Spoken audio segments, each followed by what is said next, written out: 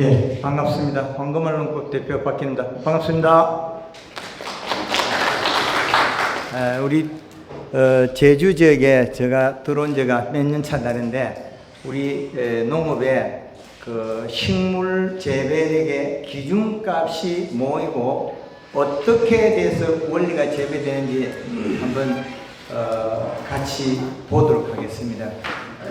지금 우리가 재배하는 작물이 전장 앞의 시간, 외 시간이기 때문에 작물 재배하는 품목 선정을 한번 해보겠습니다. 과수, 가수가 다 많아요. 원예, 우리 채소류는요. 채소에 단호박에 채소는 21일 날 오후에 이런 시간에 같이 제가 할애를 하겠습니다.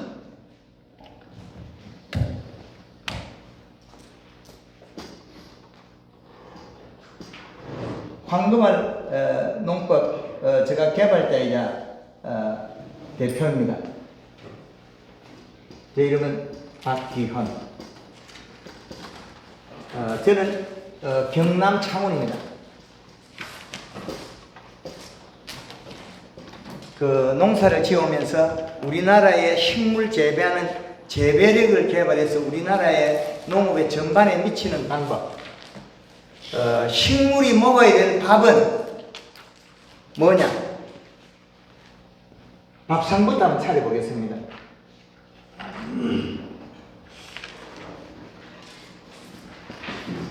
식물이 먹어야 될 밥, 질소, 반찬, 인산, 가리, 칼슘, 마그네슘, 그 다음에 양념,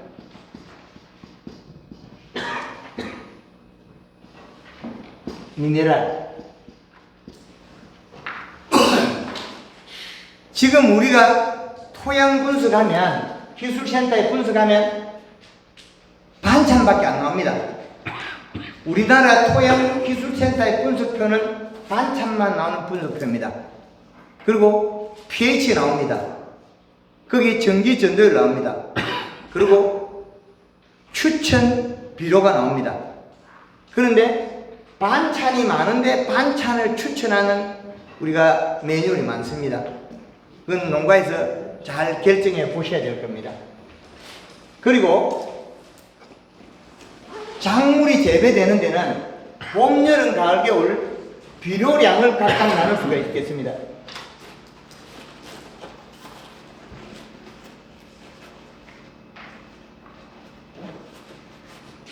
1년 12달을 두고 계절별 비료값을 나누면 우리가 재배하기 쉽습니다.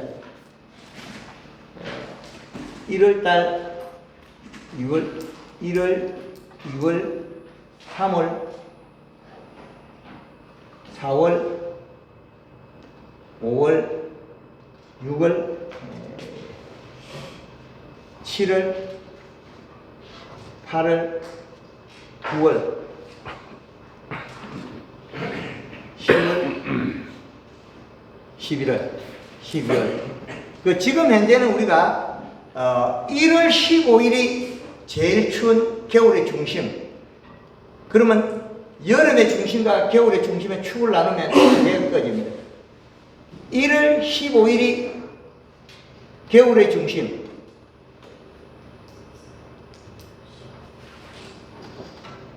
그 다음에 7월 15일이 여름의 중심.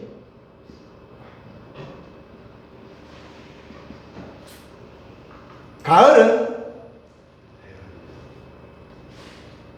10월 15일이 가을의 중심.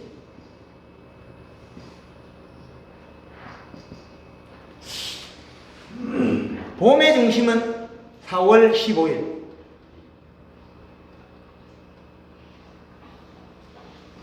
이거를 왜 썼냐면 계절은 중심축에서 두 달을 보면 됩니다. 계절은 겨울은 12월 15일부터 2월 15일까지 요 시기에 비료량은 2.7 이하 이 시값은. 토양 수분은 35에서 45% 제일 적정합니다. 밀감이 하우스의 밀감, 노지 밀감 공이 동일합니다. 감자를 심거나 고구마를 심거나 동일합니다. 수분 함량은. 그러나 비료량에서 생산량이 달라질 뿐입니다. 그러면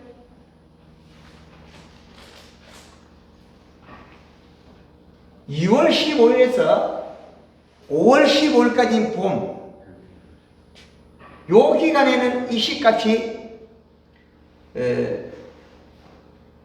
노지에는 2.5 이 시값, 하우스에서는 2.1 비료량 이 시값 측정을 했어요. 그리고 6월 15일부터 우리는 여름의 중심 8월 15일까지, 이때는 비료량이 1.8 이하. 그러니까 가을은 9월 15일부터 11월 15일까지, 이때는 이 시값이 노지에 심는 마늘은 2.5의 이 시값이고 하우스에서는 재배되는 채소류는 2.1이라는 거죠. 그러나 우리가 망감류나 노지 재배하는 과일은 수확 50일 전에 비료량을 마지막 비를 주면 됩니다. 근데 우리가 재배하는 작물들을 하우스 감귤에 1년에 요소를 1000평에 50% 쓰는 사람이 잘 없어요. 그거보다 훨씬 더 써야만 생산량이 정수라는데 그 이하를 쓰는 경우가 많습니다. 토양 분석하면 인산가리 칼슘 과다돼서 잎은 장애가 오는데 아직도 퇴비를 주고 아직도 관행적인 하는 방법을 벗어나지 못한다는 거죠. 그래서 지금 제가 강의하는 내용들은 유튜브 영상에서 아주 많이 있습니다. 우리가 다 수확을 하는데 내 목적이 뭘 두느냐는 거죠. 지금 현재 우리가 밀감이 레드향이 붓고 있고 한라봉이 붓고 있고 천향이 알이 안 찹니다. 온도가 낮아서 그런데 우리는 온도를 낮추고 실온에 가고 있습니다. 지금 온도를, 하우스 온도를 26도까지 끌어올려야 돼요. 낮 온도를. 그래야만이 땅 온도, 지온이 올라가고 비료량이 맞아집니다. 우리가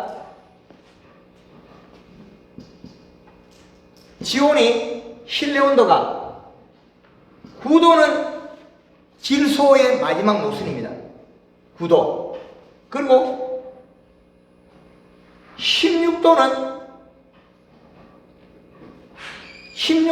인산의 마지막 노선입니다. 요건 질소.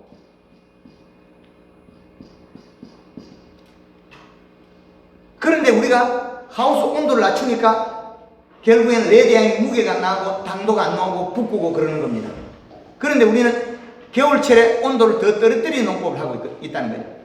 그래서 지금 현재라면 하우스에 들어있는 감귤 온도를 올려야만이, 카라향 온도를 올려야만이 붓는 것이 없습니다. 레드향, 천향, 한라봉, 망감류, 우리가 또 궁천, 하래, 도시향 이런 과일들이 들어있는 것들이 붓는 것은 실내 온도가 낮아서 대사작용 에너지를 생산을 못한다는 거죠. 그래서 모르면 11월 말 기준의 온도값을 유지하면 붓금이 없습니다. 그래서 이런 맥락을 가지고 한번 강의 시간을 우리 조합장님, 대직농업 조합장 할애하셔가지고 제가 강당에 서게 됐습니다. 첫 번째는 우리가 토양 분석.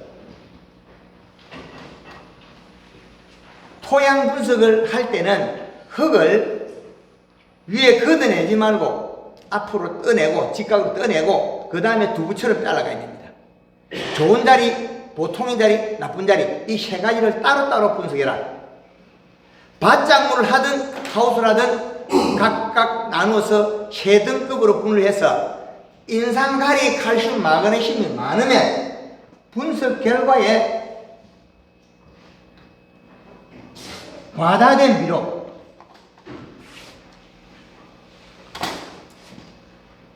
과다 성분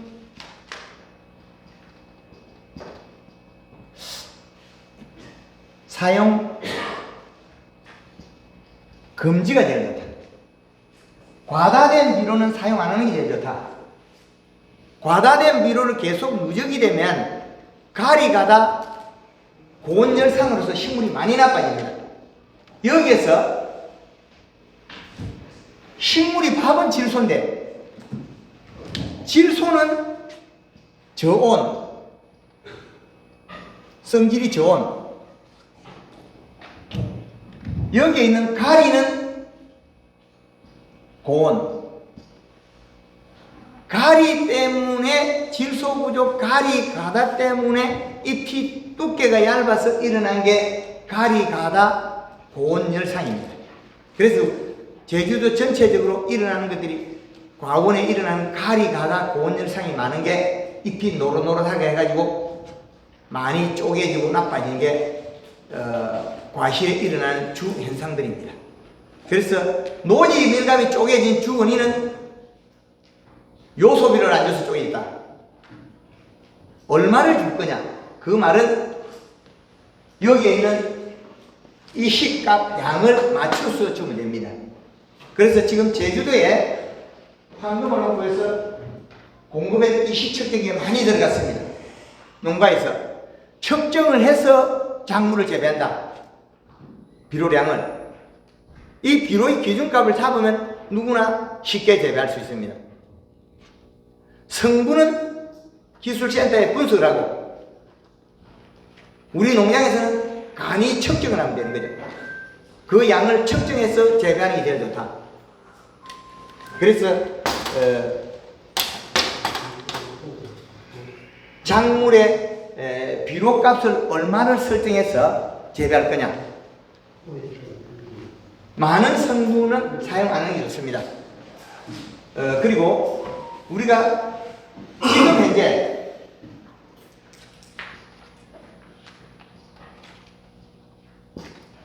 노지 감귤, 그 다음에 망감류,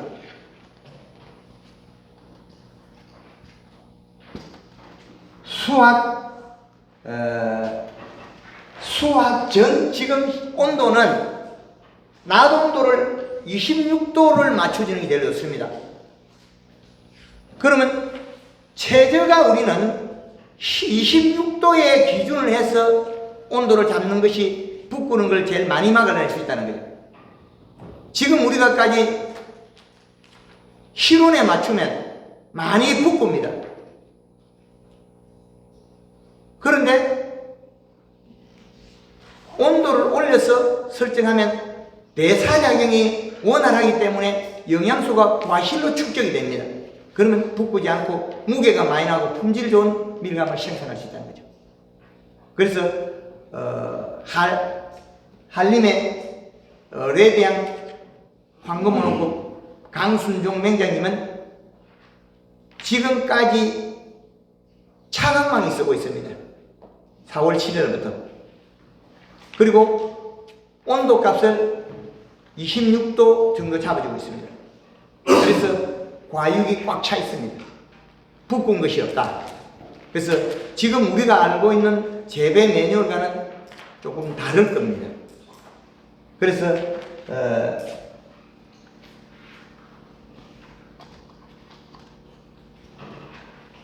우리가 생육 최저 온도를 우리는 겨울철 낮 생육의 겨울 온도 26도씨 최고를 잡아서 환기를 시키면 되겠다. 그러면 대사작용이 되기 때문에 붓지 않는다. 이 말은 11월 말 기준을 잡으면 됩니다. 11월 말에는 밀감이 붓는 것이 없습니다.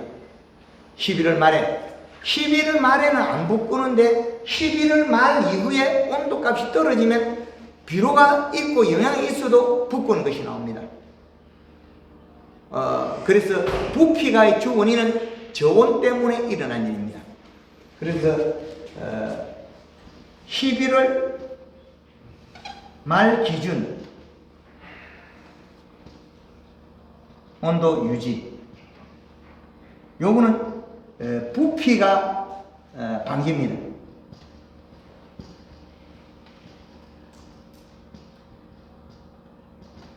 부피가 방지.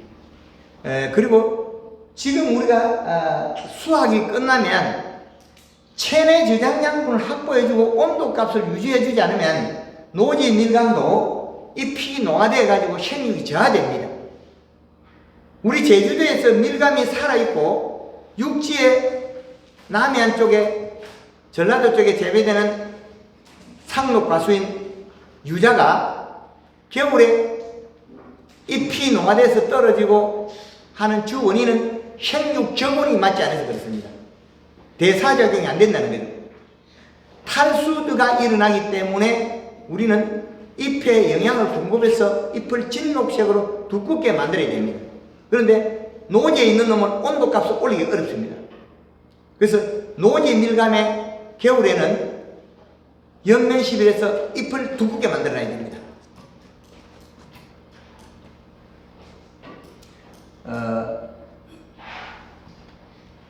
수확 후 겨울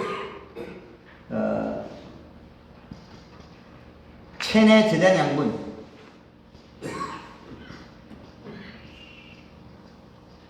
체내 저장 양분을 잎이 진녹색이 좋다.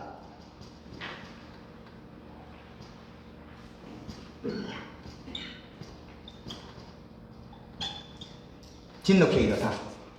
이렇게 하려면 저희 한금원농부에서는 물 500리터에 설탕 3 내지 5kg에 골드 칼라 2리터 요렇게 해서 10일에서 15일 간격으로 살포를 해서 맞춰라. 그렇게 되어 있습니다. 잎을 진녹색으로 맞추면 잎 속에 들어있는 양이 많기 때문에 식물이 겨울에 탈수량이 적습니다. 탈수량이 적어야만이 겨울에 대사량이 맞다는 거죠. 그래서 겨울에 우리는 진녹색으로 만들어서 체내 저장 양분을 확보해야 된다. 상녹수는 체내 저장 양분 기관이 잎입니다. 낙엽 과수는 체내 저장 양분이 나이테에 있습니다.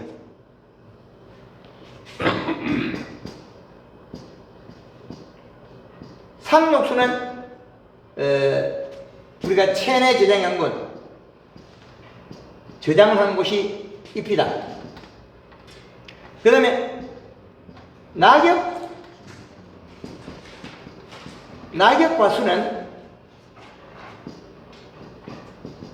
뿌리와 나이테. 그럼 나이테가 전년도에 해순이 나면서 봄순이 나면서 전년도에 사용하던 나이테는 검붉은 진액으로 막아버립니다. 그 다음에 올해 봄에 새로 만드는 영양의 관을 통해서 겨울에 탄수화물을 축적합니다. 그래서 상녹수와 체내 저장 양분 저장하는 곳이 다릅니다. 낙엽과수와 상녹수는. 상녹수는 체내 저장 양분이 잎에 저장합니다. 그런데 잎에 저장하는데 우리는 겨울에 잎 두께를 유지시키려고 안 한다는 거예요. 그래서 나무의 수세가 떨어지고 있습니다. 그게 진행이 계속된다는 거예요. 그래서 상녹수는 체내 저장 양분이 잎에 저장한다. 잎이 진녹색이고 두꺼워야 된다. 그게 최고의 방법입니다. 이파리의 크기는 손가락 4개 넓이 정도의 4지 정도 나오는 게 좋다. 3지 정도 돼도 괜찮은데 3지 정도 되는 농가들도 많이 없습니다. 유목 키워가지고 안 달린 것, 처대 달 것들은 이파리 넓이가 4지가 나옵니다. 그러나 우리가 생육 중의 잎들은 상당히 잎이 얇습니다. 크기도 작고 두께가 얇다. 두께가 얇은 거는 결국엔 식물의 밥을 적게 먹어서 배가 고파서 그렇다. 근데 그 말은 부족분 비료를 줘서 이 식값을 이 방법으로 맞추면 된다는 거예요. 계절별로 비료 양을. 이 비료값이 안 맞는 농법은 주무구구 농법이다. 결국 우리는 과학적인 농법을 적용 안 했기 때문에 우리가 편차가 일어나는 걸 못 잡아냈다는 거죠. 동일한 방법을 강원도에서 재배를 하나, 상치를 하나, 배추를 하나, 어느 작물이든 이 기준값에 집어넣으면 된다는 거죠. 사계절 이 식값을 개발해낸 방법을 하는 거죠. 식물이 가져야 될 비료량, 그리고 이 식값이 맞으면 여백을 안 맺기 때문에 식물이 병을 안 합니다. 우리가 농약을 쓰고 있는데 여름에 살균제를 써야 되는지 말아야 되냐? 안 써야 됩니다. 도장지가 나면 써야 되는데 도장지가 안 나면 여백을 안 맺기 때문에 살균제를 안 써도 됩니다. 우리가 지금 식물체가 있고 그 다음에 병원균이 있고 그 다음에 온도가 있고 습도가 있고, 그러면 이렇게 되면 병이 발생하는 균은 요 온도 습도 이렇게 있을 때 발생하는 균들은 탄저병과 마늘의 녹병 이 두 가지 병만 움직여요. 그런데 여기에서 여백이란 식물이 비료를 적게 먹어서 배가 고파서 눈물을 흘리지 않으면 안 오는 병들이에요. 그 외 것들은 마늘의 무름병, 마늘의 흑색 썩은병, 양배추 무름병, 무 대가리가 썩는 거, 거의 대다수의 병들은 흰가루병, 요것들은 요렇게 병이 생기는 것들은 동작을 하는 동작균입니다. 움직인다. 그런데 비동작균은 우리가 비동작균은 어떤 게 있냐면 잿빛곰팡이, 그 다음에 무름병, 청고병, 역병, 이런 노란병 여러 가지 병이 있습니다. 이 병들은 맹물만 뿌려도 병 안 옵니다. 이거는 3일에 한 번씩 물만 뿌려줘도 병 안 와요. 이거는 왜 안 오느냐? 이 파리에서 동글동글 맺힌 물방울이 타고 내려가서 나무에 묻으면 밀감나무가 수지병이 일어납니다. 수지병은 약을 치서 잡는 게 아니고 요소 비료를 줘서 잎을 두껍게 만들어서 여백을 안 맺게 만들어야만이 병이 없습니다. 그런데 우리는 농약을 뿌려서 잡으려고 그러지 않습니까? 그건 잡아지지 않습니다.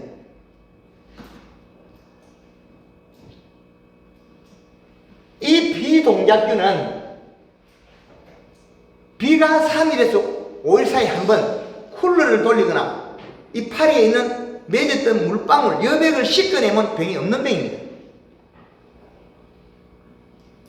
우리나라에 강원도 고랭지 배추를 많이 심었는데 실질적으로 우리가 사 먹으려면 비싸요. 왜 그러냐? 비료를 적게 줘서 배가 고파서 죽어버렸어요. 그래요. 근데 그분들이 농약을 안 쳤느냐? 어마어마하게 쳤어요. 그래도 잎 테두리에서 생긴 여백, 아침에 가보면 배추밭에 가보면 잎 테두리에 물방울 동글동글 맺혀있고, 그 다음에 감자밭에 가보면 이파리에 물이 동글동글 맺혀있고, 양파 마늘밭에 가도 이파리 끝에서 물방울 나옵니다. 이 물방울이 타고 뿌리에 들어가면 뿌리가 상하고, 이파리 속에 여기 모이면 여기에 상하고, 요 물방울이 여기 모이면 무릎병, 요 물방울이 여기 들어가면 흑색 썩은병.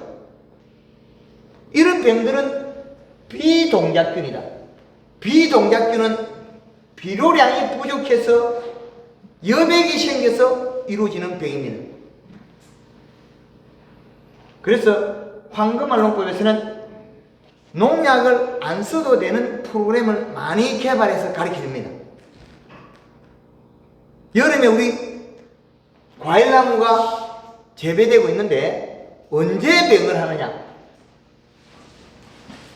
비료가 부족해서 이식값이 낮아서 여백이 맺어서 도장지가 많이 나서 병이 발생합니다. 그럼 도장지가 안 나는 프로그램을 짜면 도장지가 안 납니다.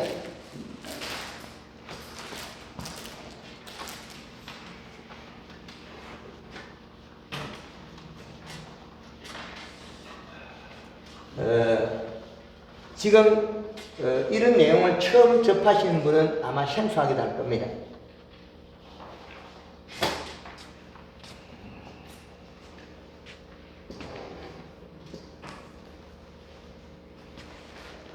그래서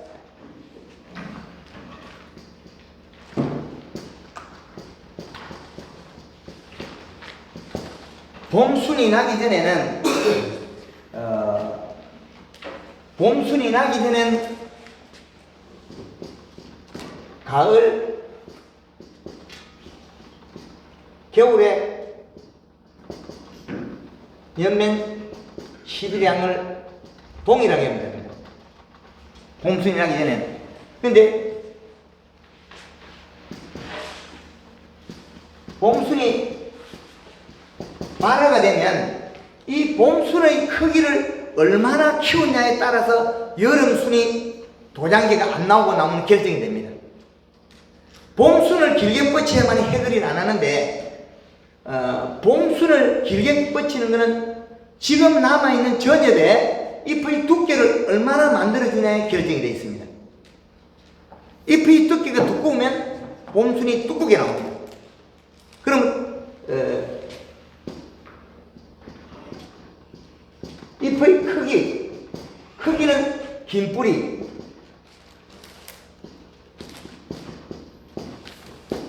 잎의 크기는 긴 뿌리량에 해당하고 잎의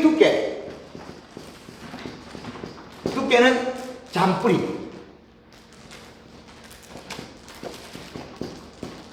자, 이 내용들을 우리는 알면 앞으로 과일을 많이 생산해도 나무가 장애를 안 받습니다.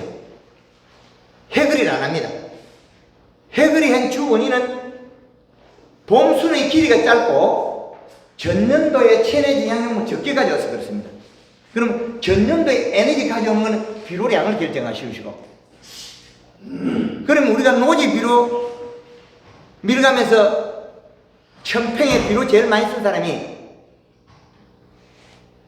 조천농협의 문양필 이사님이고 키위에서 황금알농법 맹장님입니다. 노지 밀감에 천평에 130호까지 요소를 썼죠. 그 당브릭스가 15브릭스 한 18브릭스까지 나가요. 과일 당을 내고 색을 내는 것은 질소입니다. 우리는 과일 당을 내고 색을 내는 것은 가리라 그랬는데, 가리는 이동작이 많을 뿐입니다. 가리가 잎이 두꺼워지지 않습니다. 잎의 두께가 생산량에 직결되어 있는 부분이죠. 그래서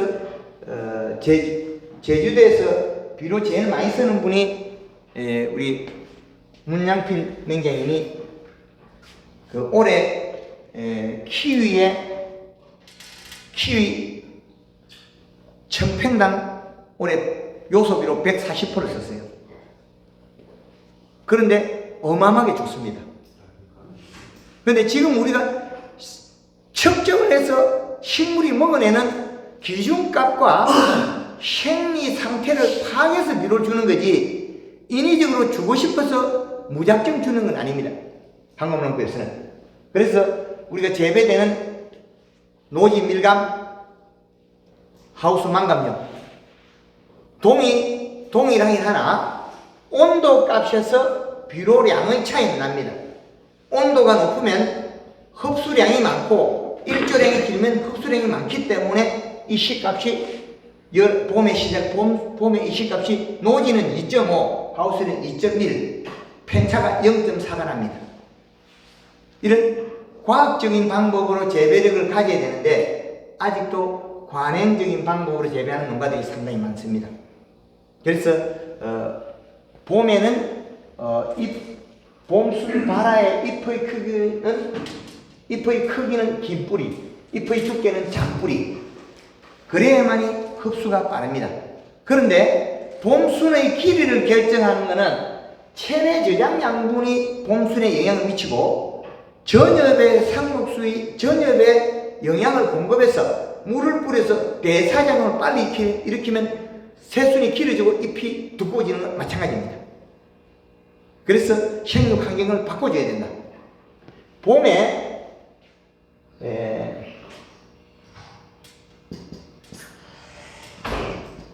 연매 시비는 그린 두 번의 칼라 1회 여기에 설탕을 사용한다.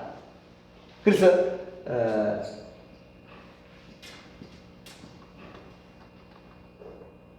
1.5리터에 설탕은 3kg를 사용한다. 근데 이 설탕을 쓰면서 우리는 과일이 커지면서 설탕을 줄이지 않으면 검은 때가 앉기도 합니다.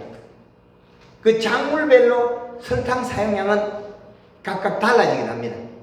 복숭아나 키위나 사과배나 단감이나 밀감이나 조금씩 다른 부분이 있습니다. 그거는 유튜브에서 보면 많이 내용을 찾았을 수 있을 겁니다. 그래서 밀감 같은 경우는 우리가 탁구공만 할 때까지는 검은 때가 앉아도 이상이 없다. 딸 때 되면 다 없어지니까. 그러면 우리가 지금 상반기, 상하반기를 7월 15일까지는 설탕을 충분히 써도 이상이 없다는 거죠. 7월 15일까지입니다. 그러면 여기에서 요 부분이 상반기 농사. 상반기에는 그린 두 번의 칼라 1회 그리고 여기에다가 설탕을 3kg 써라. 그리고 우리가 농약 방제하고 같이 해도 된다. 방제 프로그램은. 그러면 잎이 빨리 두꺼워져서 뿌리를 만들어서 비료를 가져와서 봄순을 키워야 된다. 봄순을 키워야만이 여름 도장지가 안 납니다. 그럼 우리가 황금을 넣고 농가들이 비료를 많이 썼을 때 과일나무에 도장지가 나냐? 전혀 안 납니다. 그런데 이렇게 1년의 동작을 일으켜주지 않고 잔뿌리 끄지 안 만들면 그 비료를 봄순이 성장할 때 안 먹고 봄순이 멈추고 난 다음에 비료를 먹으면 뚫고 도장지가 나옵니다. 여기에서 제가 과거에 단감 농사를 지을 때 3만 평에 21다시 복합비를 2,000포를 뿌렸거든요. 그러니까 가을에 가니까 감은 쬐끄만하고 도장지는 엄청나게 많이 나요. 근데 제가 뭘 보겠습니까? 감이 작으니까 비료가 잘못됐다. 요즘 비료도 가짜로 판다.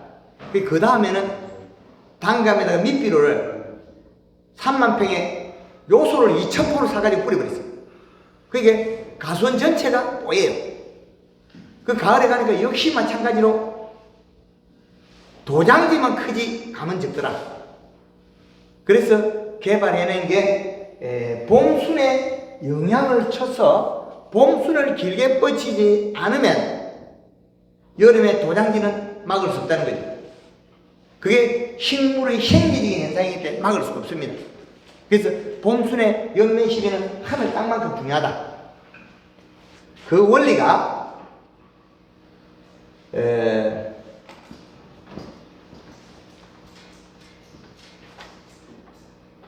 우리 잎에서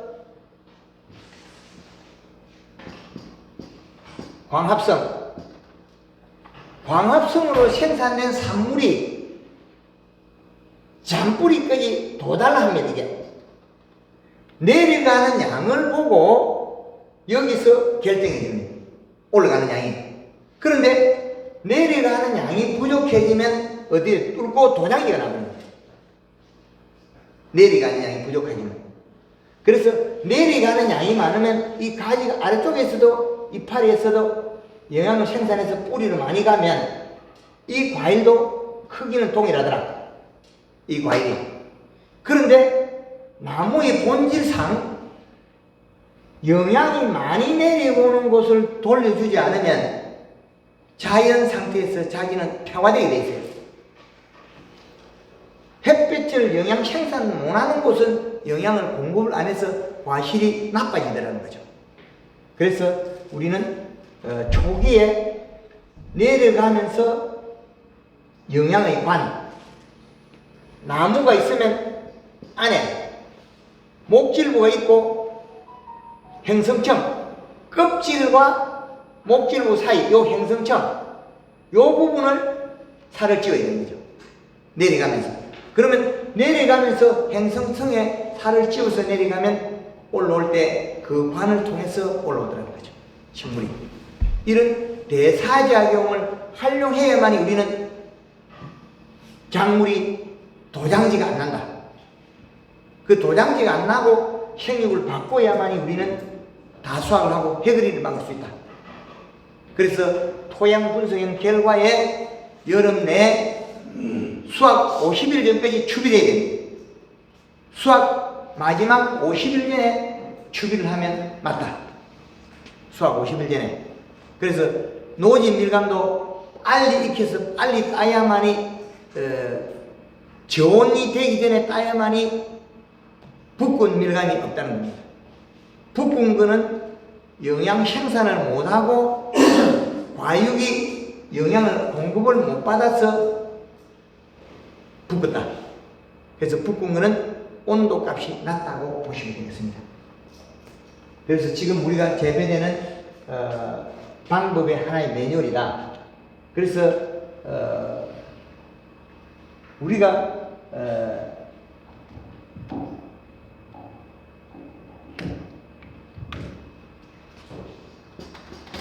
기비는 봄순이 나기 20일 전 정도에 하면 됩니다. 봄순이 나기 20일 전. 봄순이 나기 한 달 전에 해도 괜찮습니다.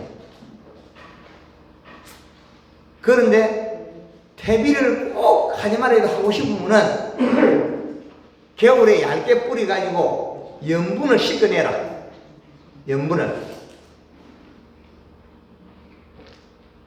유기물이 부족해서 퇴비를 주는 것 같으면 염을 씻어내는 차원에서 겨울에 노지 밀감에 퇴비를 주고 싶으면 조금 주되 모닥모닥 붓지 마라. 얇게 흩어져라. 그리고 비가 와서 좀 씻겨 나가게 해라. 그리고 제주도의 밀감들이 과거에서 지금 흘러오면서 땅을 너무 안 파줘서 뿌리가 토양의 환경이 너무 나빠서 잔뿌리도 별로 없습니다. 기회가 된다면 소수랭이 쫓든지 삽을 파든지 갈리기를 하든지 어째서 한 번씩 땅을 뒤집어 주라. 하우스에서는 소수랭이 쫓아가 뒤집기라 그러거든요. 그렇지 않으면 뿌리가 활동이 부족하다. 뿌리 환경이 그런 부분이 있기 때문에 기비는 봄순 나기 20일 전에 하는 게 좋습니다. 요거는 비료입니다. 퇴비가 아니에요. 비료인데 퇴비는 겨울에 뿌려서 비에 염분을 씻어내는 게 좋다. 그렇게 보시면 되겠고, 우리가 추비는 생육 중에 계속해야 됩니다. 이 C값이 수분, 계절에 맞는 이 C값을 유지를 해야 됩니다. 이게 체절을 15 정도는 잡아야 됩니다. 그래야만이 질병이 없습니다. 그런데 여름에 최고값이 1.8입니다. 공기에. 그런데 1.8을 넘어가면 어떻게 되느냐? 생장점이 피해를 봅니다. 지상부에서. 새순이 피해를 본다. 비료가 부족하면 모든 작물들은 절간이 길어집니다. 마디가. 요 마디가 길어집니다. 우리가 배추를 심고, 무를 심고, 노지 고추를 심고, 감자를 심었을 때 이 마디가 길어지는 거는 마디가 절간이 길어지는 건 비료가 부족해서 늘어지는 겁니다. 그런데 우리는 마디가 키가 크는 거는 비료가 많아서 키가 큰다 그러는데 절대 아닙니다. 비료가 작아서 마디가 늘어집니다. 마디가 늘어지는 건 절간이 길어지는 것은 비료가 부족해서 길어집니다. 그래서 식물 재배에서 이 C가 제로, 0.3, 1.2 요 사이가 병이 발생합니다. 요 사이에 병이 탄저병 외 병들이 발생합니다. 이 파리에 물방울이 생겨서 요 사이에 병이 생기고 이 사이에 맞춘 요 사이에 있는 것들은 마디가 늘어납니다. 근데 여기에서 1.5 노지에서 이 C값이 1.5를 맞추면 여름에 어떤 작물도 병을 안 합니다.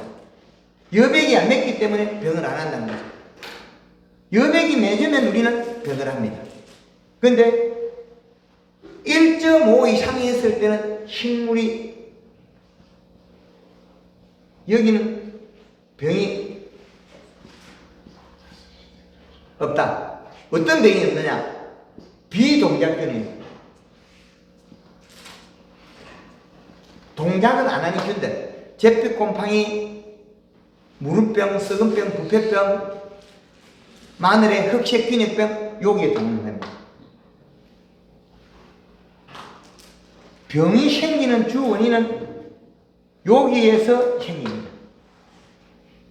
근데 비동작균이 발생 안 하고 이 C값이 높아도 생기는 병들은 탄저병입니다. 탄저병, 녹병은 생깁니다. 그것들은 균이 날아와서 뚫고 들어갑니다. 심장에 호흡을 하면서 뚫고 들어갑니다. 지 스스로. 그런데 우리가 생기는 잿빛곰팡이나 이런 흰가루병들은 여백이 타고 내려가서 여백 속에 들어있는 건건에서 소화시킨 질소분, 그 아미노산 단백질이 흘러나와서 생긴 병들입니다. 그래서 제대로만 아시고 비료량을 맞추면 우리가 지금 사용하는 비료량을 늘려서 사용하면 살균제를 안 써도 되는 것들이 많다는 거죠. 그럼 우리가 재배하는 밀감이 탄저병을 안 하는 종입니다. 탄저병을 안 하는 것 같으면 우리는 밀감에 여름에 살균제가 도장지 잘라뿌리고 없으면 살균제가 필요 없다는 거죠. 그런데 도장지가 나 있고 비료가 부족하면 여백이 흘러나와서 수지병이 생겨요. 진녹색으로 돼서 잎이 녹화가 돼가 탄수화물이 많은 거는 여백이 안 생겨요. 그러면 식물은 낮에 기공을 열어서 수분 정발량만큼 영양을 뿌려서 가져와서 잎에 광합성에서 소화시켜서 탄수화물을 전환했는데 기공을 닫아버리면 뿌리에서 온 양수분을 잎에서 못 먹어내는 원인은 낮에 만든 탄수화물 농도가 부족해서 그렇다. 그럼 결국엔 질소 부족이 되겠죠. 그 질소 부족에서 잎이 진녹식이 안 되면 영양소를 생산해서 뿌리에서 저녁에 가려면 못 먹는다는 거죠. 그래서 우리가 농약 속에 보면 잿빛곰팡이가 썩은병, 무름병, 부패병이 제일 많아요. 그런 약은 균들이 너무나 많기 때문에 잡아도 소용이 없다. 잡아도 소용이 없다. 너무나 많기 때문에 잡을 필요가 없다. 그거는 왔을 때는 어떻게 약을 치어서 잡는다 해서 그게 해결책이 되느냐? 해결책이 잘 안 됩니다. 그래서 미연의 비료량을 충분히 줘야만이 최저 이식값을 1.5를 잡아주면 다수확이 되고 작물에 피해가 없다는 겁니다. 그래서 농업은 과학이다. 주먹국으로 되지 않는다는 겁니다. 주먹국으로 해서 우리가 이루내고자 하는 게 이루어지지 않는다. 그렇게 볼 수 있겠죠. 그렇다면 추비를 우리가 100평에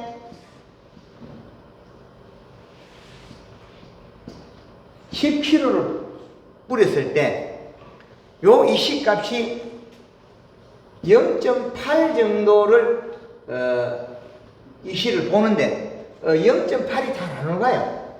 요 이식값이. 그런다고 안 올라간다고 계속 비료를 뿌릴 수 있느냐? 그렇지는 않습니다.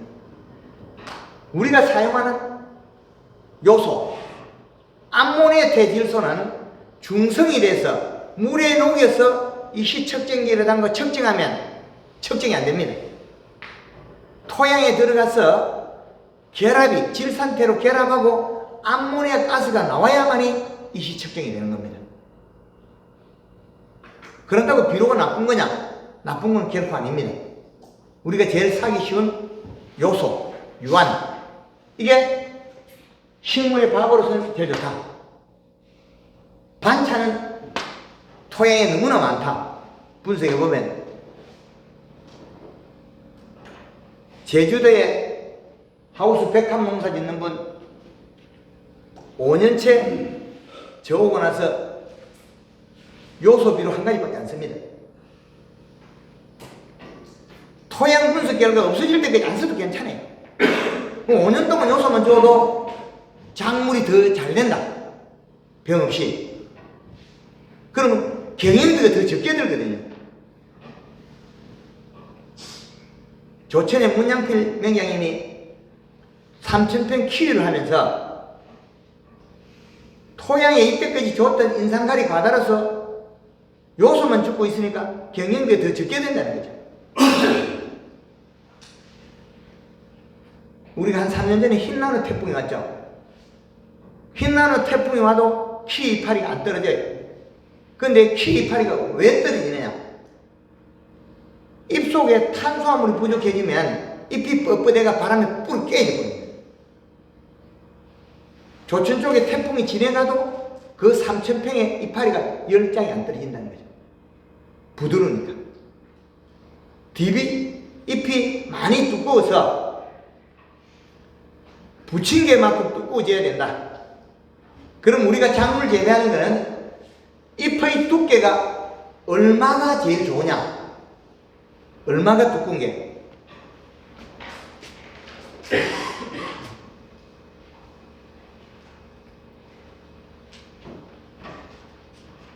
이 두 개는 우리가 식당에 밥 먹는 밥두꺼움, 잎이 요 정도로 살이 쪄서 뒤로 디비져도 괜찮다.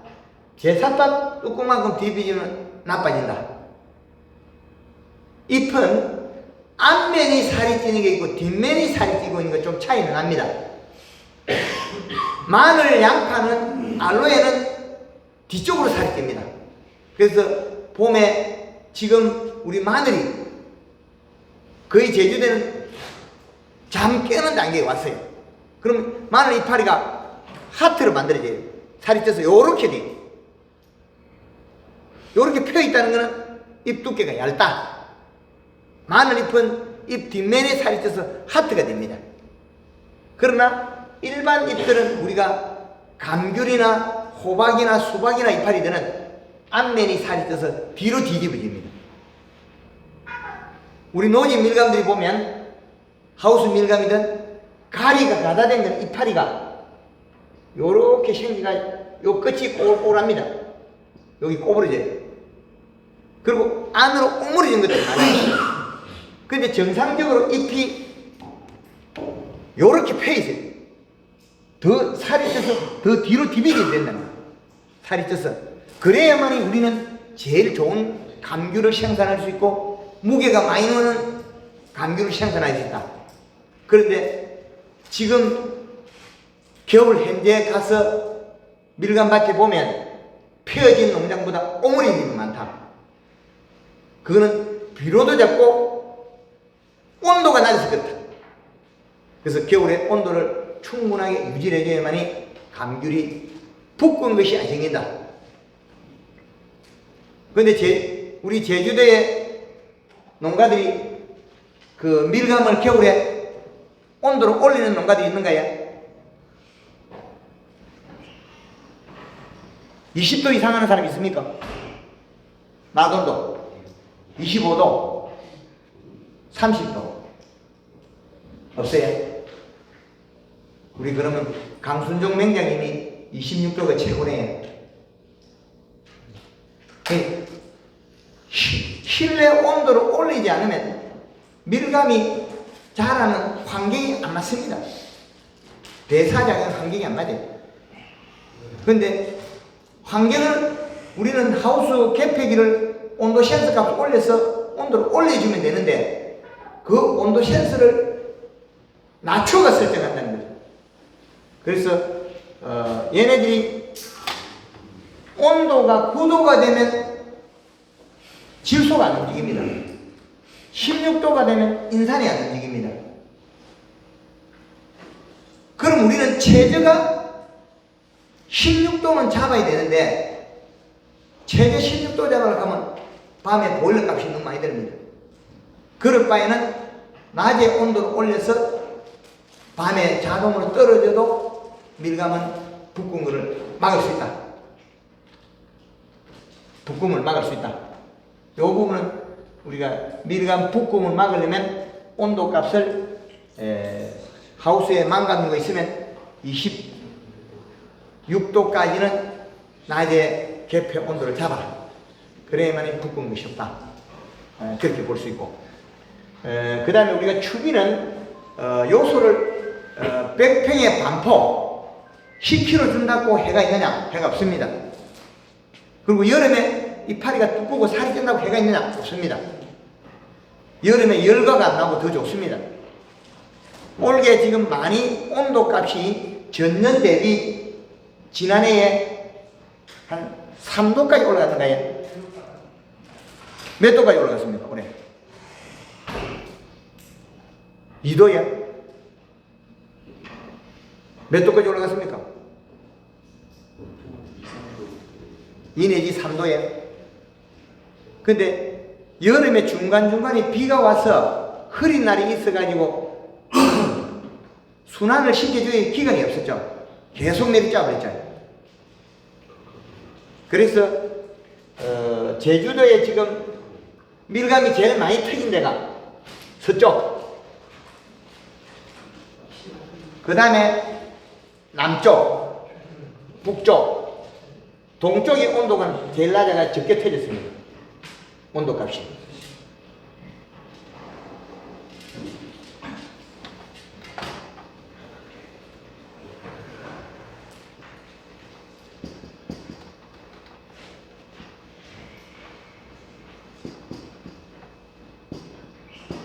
지금 우리가 재배되는 제주도의 밀감이 제일 많이 터진 데가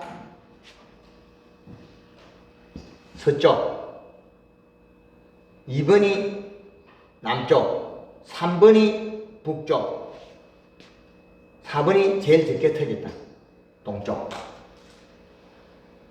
성산 쪽에가 온도가 저녁 온도가 낮다는 거죠. 그 제주도 한라산이 이렇게 볼록하게 되어 있겠죠. 볼록하게 되어 있으니까 이쪽에서 빛이 약하고 우리 서쪽으로 대정 한림 이쪽에는 해가 강하겠죠. 그 뒤에 산이 비추기 때문에 복사율이 더 늘어납니다. 하우스 내 열도 늘어나고, 그리고 하우스 방향도 동서로 지은 하우스보다 남북으로 지은 하우스가 열이 강합니다. 남북으로. 이거는 나무와 나무가 지그늘이 집니다. 이쪽에서 빛이 비추면 그늘이 지는데, 남북으로 지은 거는 요렇게 있기 때문에 해가 이렇게 가면 해가 더 많이 받아요. 고래는 골이 느리기 때문에, 나무와 나무 간격은 좁고 골 방향이 느리기 때문에 남북 방향이 더 열을 많이 받더라. 동서 방향이 열을 조금 적게 받더라. 근데 뭐 그거는 요걸 때문에 적게 쪼개지다 나눌 수는 없어요. 그런 부분이 있습니다. 그래서 노지 밀감이 많이 쪼개진 게 요 관계가 있습니다. 온도 값이 서쪽이 제일 높고 동쪽이 제일 낮고 남쪽이 그 다음이고 북쪽이더라. 요 관계입니다. 이 관계를 앞으로 우리는 풀어내면 밀감이 쪼개지는 걸 막을 수 있는데, 노지에서는 우리가 뭐 차강이나 하우스가 없기 때문에 질소 위로로서 입 두께로서 쪼개지는 걸 방지해야 됩니다. 그 방법이 제일 좋다. 그렇게 말씀드리겠습니다. 그리고 꽃이 피었을 때 개화,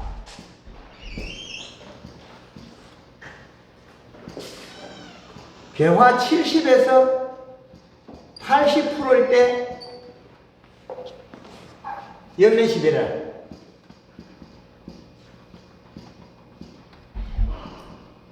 요때 영향을 주면 여백을 안 맺어서 과심 곰팡이가 생겨서 잿빛 곰팡이 일어나는 걸 막을 수 있습니다.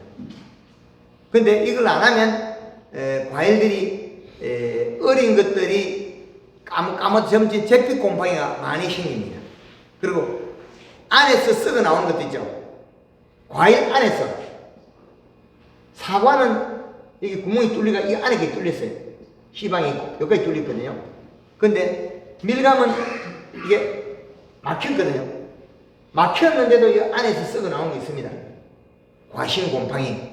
근데 이게 썩어 나오는 거는 여백에 나오는 아미노산 단백질에서 잿빛 곰팡이 먹이를 줘서 그렇거든요. 그래서 연면시비해서 잿빛 곰팡이 먹이를 없애버리거나, 밀감 꽃 필 때 비가 자주 오면 과신 곰팡이가 없습니다. 여백이 씻기기 때문에. 그럼 3일에 5일 만에 한 번씩 물을 뿌려서 씻어버려도 과신 곰팡이는 없습니다. 질병이라는 게. 우리가 재배하면서 질병이 일어나는 그 종류도 다양하고 많은데, 그 병들에 제일 많이 우리가 노출되어 있는 게 과일나무에서는 잿빛 곰팡이가 제일 많이 노출되어 있습니다. 그게 제일 많이 발생하는 거죠. 잿빛 곰팡이. 근데 이 잿빛 곰팡이는 이 씨값을 올려서 애초에 병의 먹이를 안 주면 됩니다. 비동작균은 영양이 공급돼야 활성화돼서 식물을 가해하더라는 거죠. 활성화돼서. 그럼 활성화하면 안 되면 비동작균은 발생 안 합니다.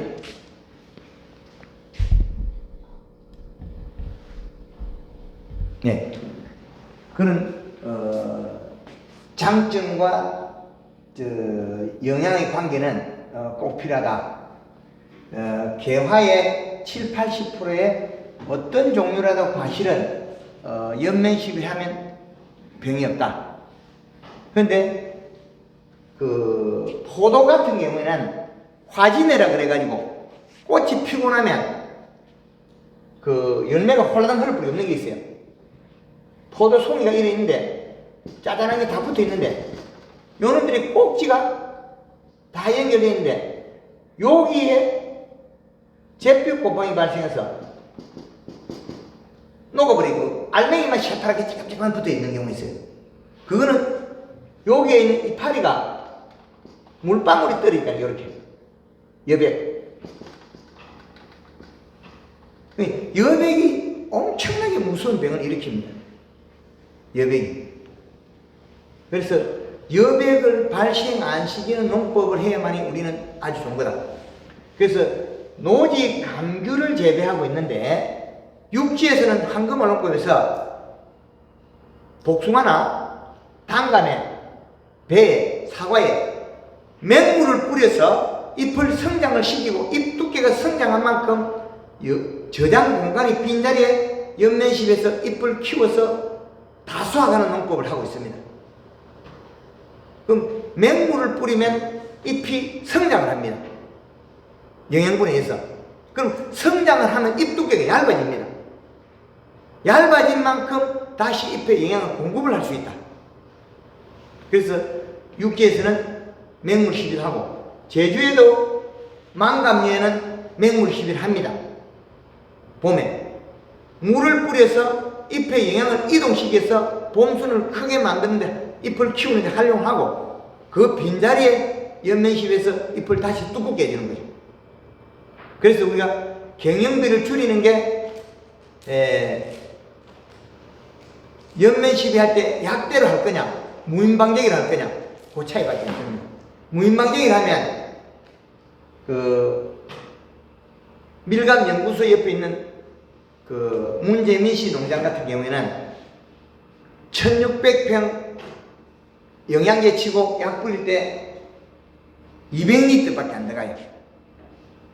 1600평에 200리터가 살포하거든요. 근데 일반 농가에서는 1600평에 200리터 사용 안 하죠. 그럼 우리가 많이 사용해서 약흔이 생기거나 약의 농도 장애가 일어난다는 거죠. 그런 부분이 있기 때문에 우리는 약을 농도를 너무 높게 쓰면 장애가 일어나고 피해가 일어납니다. 그래서 무인방제기 같은 경우는 농도는 높게 쓰나 양은 더 줄여야 됩니다. 농도는 조금만 높여야 돼요. 그것도 많이 높일 필요는 없습니다. 그래야만이 경영비가 적게 된다. 그래서 개화기에는 연면시비 이때 개화 후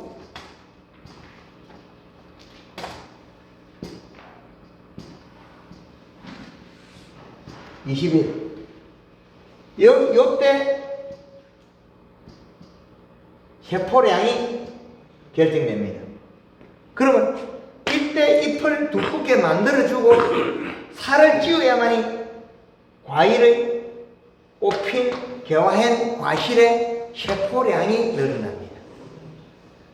그래야만이 제대로 된 과일을 생산할 수 있다. 이 아주 초기에 우리가 알지 못할 때 다 일어난다. 그래서 과실들이 종방향으로 자라는 거와 행방향으로 자라는 게 다릅니다. 각각.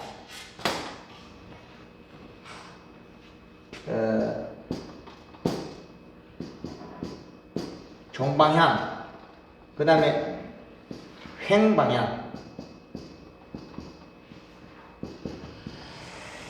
종방향이 과실이 거의 대다수입니다. 횡으로 자라는 과실들은 딸기와 감, 이거는 꽃받침이 커지고 넓이 방향부터 먼저 큽니다. 그런데 종방향으로 먼저 커지는 것들은 무, 배추부터 해가 전다 거의 대다수입니다. 밀감, 한라봉, 레드향, 망감류, 수박, 호박, 찬박, 사과, 배, 오이, 거의 대다수는 종이 먼저 자라는 종들입니다. 우리가 밀감류가 잎의 크기에 따라서 종방향이 먼저 결정합니다. 종방향이 안 큰 과실을 키우게 되면 찐빵처럼 납작이 됩니다. 우리가 사과나 배를 사 먹었을 때 길쭉한 거는 맛이 없습니다. 후기 비례 때 영양이 없은 것인가 맛이 없고 찐빵처럼 납작한 것들이 맛있다는 거예요. 찐빵처럼. 그 말은 후기 비례가 충분하게 된 과실들이 맛있다. 그리고 우리 밀감들도 속이 꽉 찬 게 맛있다. 그 속이 꽉 안 차고 맛이 없는 것들은 초기에 크기는 봄에 결정하지만 그 세포를 키워내는 것은 땅속의 비료량이 결정합니다. 계절의 비료량이. 그리고 잎 두께가 결정한다. 그래서 충분히 대사작용할 수 있도록 연면 시비를 해주고 비료 이식값을 맞춰라. 그게 황금하는 그 기준이고, 여름에 더위를 식히는 것도 질소분. 그리고 과일 생내고 맛내는 건 뭡니까? 질소분. 그런데 우리는 과일에 당을 올린다고 그러고 NK를 쓰면 도리어 물러지고 더 저장력이 떨어집니다. 질소분이 밥을 먹고 당을 올려야 되는데 반찬을 먹고 당을 올린다. 그거는 짜부러지는 겁니다. 작아지는 거다. 그런 기준이 있습니다. 그래서 식물이 최고 좋은 방향으로 성장해서 과일이 우리가 최고 좋은 형태가 된다면 그거는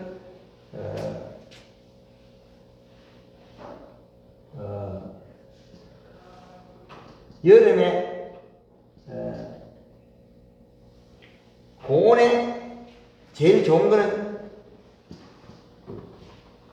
질소, 그 다음에 차광. 차광은 엽 온도에 비례하고 실내 온도에 비례한다. 엽 온도가 32도 이상 올라가면 안 좋다는 거죠. 그 광목수는 5만 묵수 이하가 좋다는 거고, 우리부터 따지면 우리는 실내 온도가 30도 이상이 될 때는 차광을 해서 엽 온도를 낮춰라. 그래야만이 식물이 차이가 없다. 이거는 노지에는 좀 하기가 불편한 건데 하우스 망감류에는 차광해야 돼 좋다.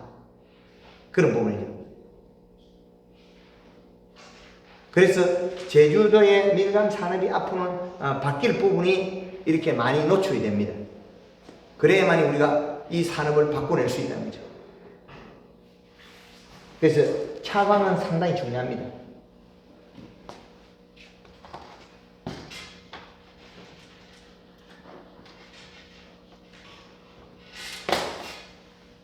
그리고 우리가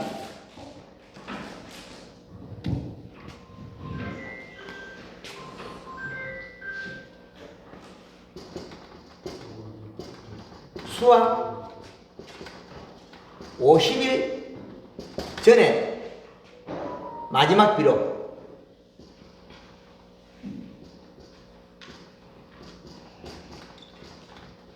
이때 비료는 뭘 줄 거냐는 거죠.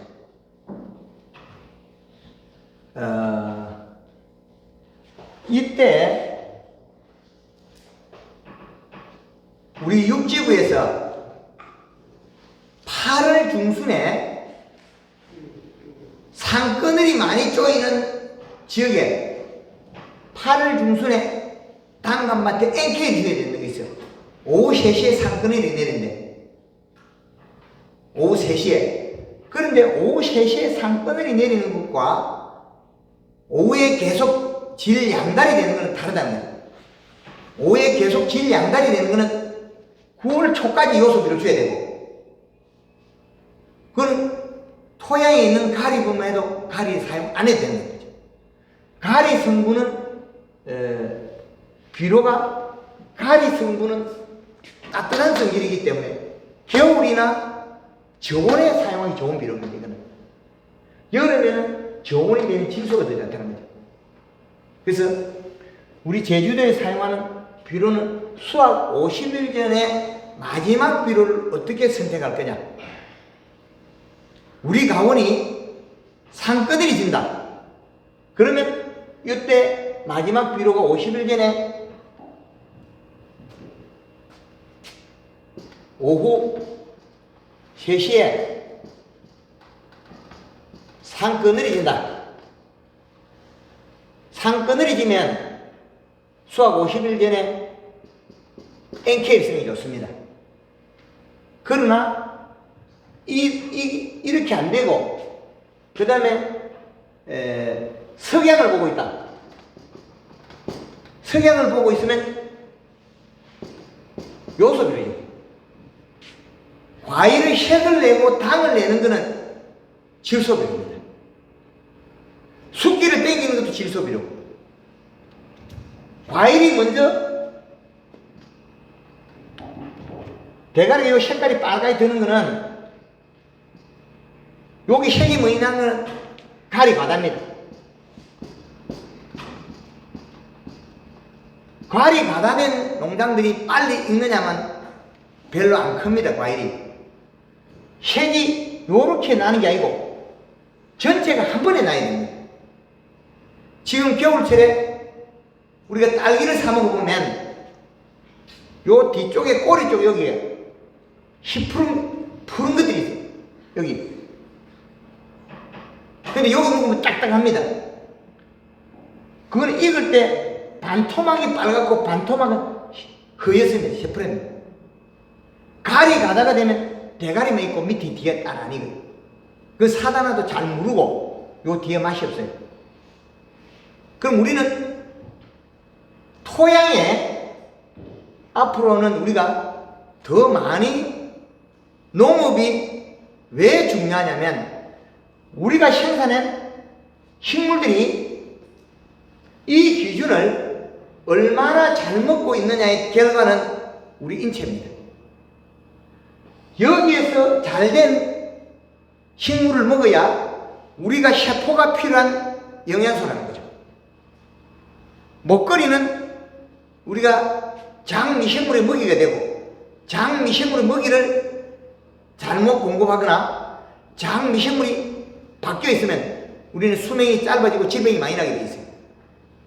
그래서 앞으로는 우리가 생산한 식물들이 밥은 얼마나 잘 먹고 있고 반찬은 얼마나 잘 먹고 있는 그 작물, 재배한 작물을 우리는 먹어야만이 인간의 건강도도 바뀔 수 있다. 그리고 우리가 제일 좋은 농산물을 생산해서 한국에 팔고 더 잘해가지고 수출해서 외화도 벌어와야 됩니다. 농업도 하나의 산업이지 우리 행정관들이 공업만 해가지고 돈을 버는 시대가 넘어가고 있습니다. 그렇기 때문에 농업도 앞으로는 많이 변해야 됩니다.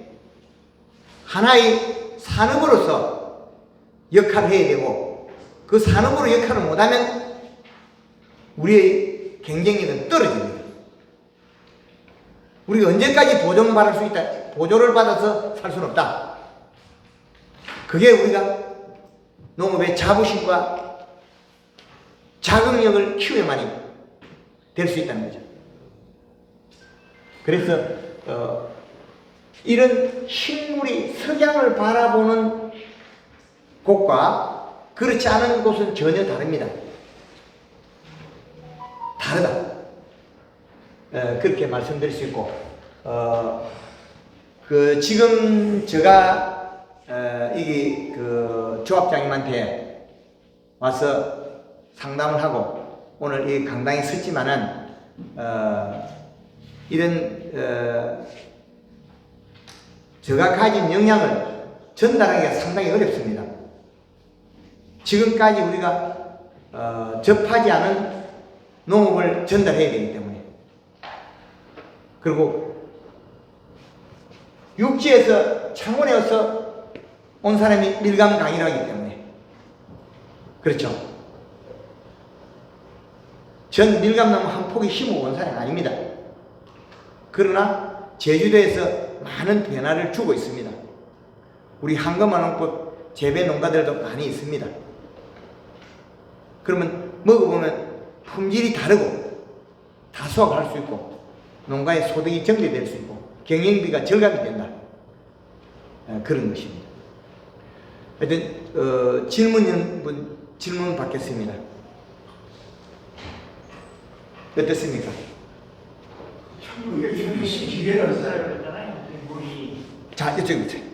예. 이 시기를 어디에 올라갔어요? 저희 사무실에 제주도에 공급액이 85만 원을 많이 공급했습니다. 농협에도 사두고 일부 빌려주는 데도 있습니다. 그거 없이 농사 못 짓겠네요. 과학적 원리는. 농업은 과학이다. 아, 주목구구는 안 된다. 과거의 방식이고 우리를 보장을 못한다. 85만 원이네. 예, 저희 사무실에서 그 책자에 기억을 한 번씩 건너하고 적어놓으세요, 그 앞에. 그래야 뭐 주소가 뭐 책자에 있습니다. 어디 있어요? 어디 그거 안 하셔야 되네. 뒤로 장사만 있다. 아, 여기 있습니다. 상금농구 책자. 어. 예. 예, 그래서 척정 알아야 주문을 농사를 안 하면 알아서야 우리 그 저 뒤에 앉은 분 그 저 우리 신영근 씨하고 그 척정이 있는 농가들이 많습니다. 대정에도. 그래서 농업은 과학이다. 과학을 벗어나서 이야기하면 우리가 밭작물 재배할 때 이 씨값이 1.5만 원인가 병 안 합니다. 살균제 필요 없다. 감자밭에 살균제 필요 없다. 두 번째 질문이었습니다. 예. 저는 그 레디언 뭐 처음으로 농사를 했는데 한 3,000건 하고 있어요. 그런데 온도를 아까 26도에 이제 맞춰서 겨울에. 겨울에 그럼 연중 26도니까 아니면 뭐 겨울만. 11월 말의 기준을 맞춰라. 여기. 11월 말. 여름에는요? 요때에 26도 정도로 온도를 맞춰라. 저는 그 이웃한테 이제 여름에는 온도가 올라가기 때문에 차광망을 써라. 언제부터? 4월 초부터. 그 이웃한테 저는 오늘 물어서 예. 겨울 초년말입니다. 예. 13도에서 맞춰서 내가 해가지고 개뿔. 그러니까 예대하게 붓고요. 붓고는 거는 생육 저온이 안 맞아서 그렇다. 그래서 아까 저 교육을 하면서 26도니까 예. 내가 이거 바보같이 농사를 짓는구나 그런 느낌이 들었어요. 그렇지만 바보들이 바보를 가르쳐 줬다. 그랬어요. 근데 내는 바보가 되면 안 됩니다. 그러니까 오늘 배웠어요. 우리 앞으로 저가 없을 때는 제주도의 밀감 기술을 가르칠 수 있는 맹장님을 탄생시켜 놨습니다. 한림에 있는 강순종 맹장님을 강사로 초빙했으나 현장 초빙해서 강의를 들으면 됩니다. 강사료는 오전에 하루 오전 하면 30만 원 주면 되고 하루 종일 해서 현장 컨설팅 받으면 50만 원 주면 됩니다. 교육을 받으시면 되죠. 제가 왔을 때는 저를 불렀으면 됩니다. 주 우리 농사꾼한테 배우니까 도저히 안 돼. 예. 그래서 선생님 말씀이 정답을 하면 내가 오늘 해보겠습니다. 그렇죠.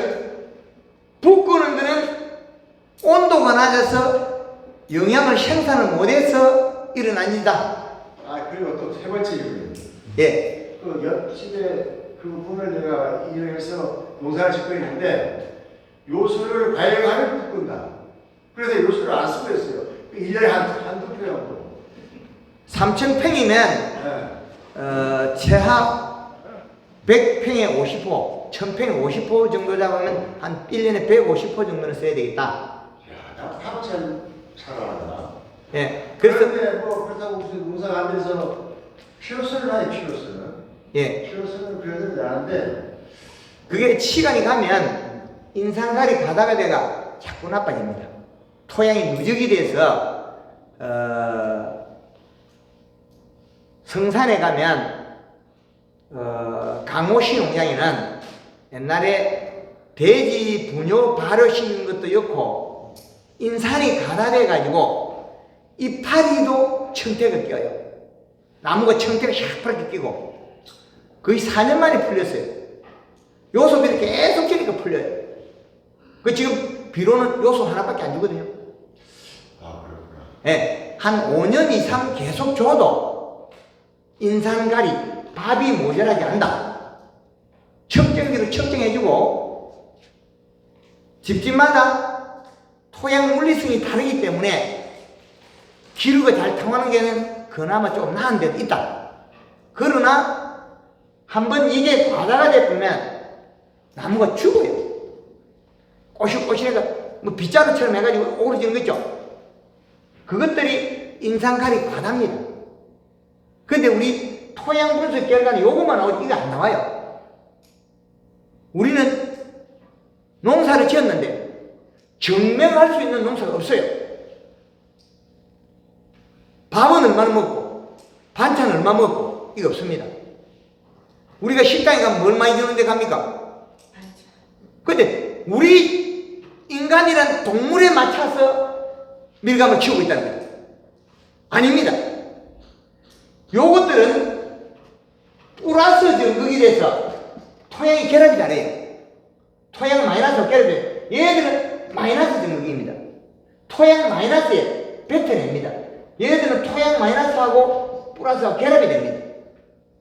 근데 얘들은 안 없어져요. 한번 결합되고 나면.